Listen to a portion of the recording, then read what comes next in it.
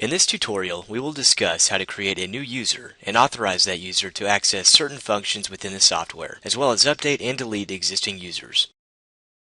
Under the Administration tab, click on the User tab. Then click Create. To begin, enter the user's first and last name. This is the name that will appear on all shipping documents that this user prepares. Next, enter the user's title, which will also appear on all shipping documents prepared by the user. You will then enter a user ID. The user will use this ID to log into the Failsafe software system. The ID can either be descriptive, such as the user's name, or an employee number, and must be at least 6 characters long. The password can either be created manually for each user by the administrator, or can be automatically generated for the user by clicking Generate. Passwords are masked for security purposes and are sent to the user's email address as it is entered below once the user is created. If a password is automatically generated, the user is encouraged to click on Change Password in the top right corner of the screen and enter a customized, easy-to-remember password. If a user loses his password, the administrator can reset the password for the user. A dialog box will appear asking the administrator to enter a new password and then retype the new password. The administrator can then inform the user of the newly created password and should encourage the user to immediately log into Failsafe and click the Change Password link in the top right corner of the screen. Adding an email address to the profile will provide greater support to the user and relieve the administrator of tedious password resets.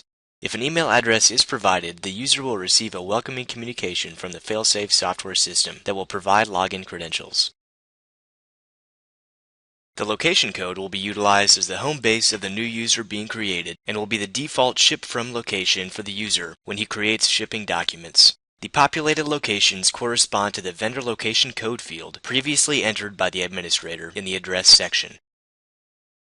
The administrator can then select which companies this user is associated with by highlighting the desired company in the Available Companies column, then clicking the right arrows.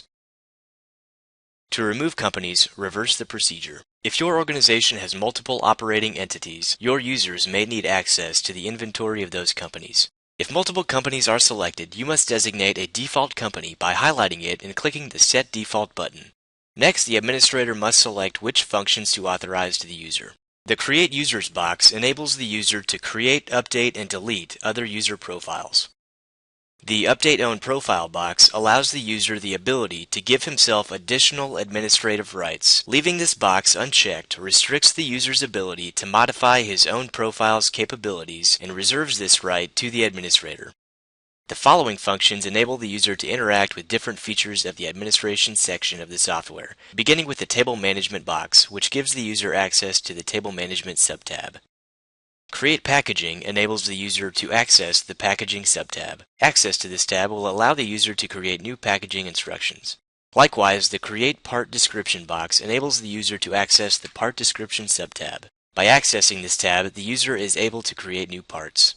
The Search box grants access to the corresponding subtab in a similar way. Access to this tab will allow the user to search for previously created shipments. The Create Shipment box allows or denies the user to create shipments, while an additional box exists for View Part, granting user access to these functions separately. The Change Location box pertains to the location code and is present to allow a user who works from more than one location to change his default location when creating new shipments in the Create Shipment portion of the software.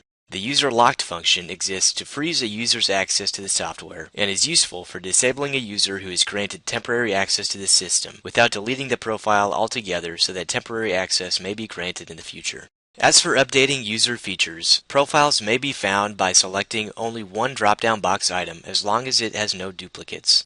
For example, since there is only one bill in the system, I can make that selection, then click Go, and the profile is pulled up. Likewise, the same feature holds when identifying a user profile to delete. This concludes the Create Users tutorial. Next, we will discuss the creation of components.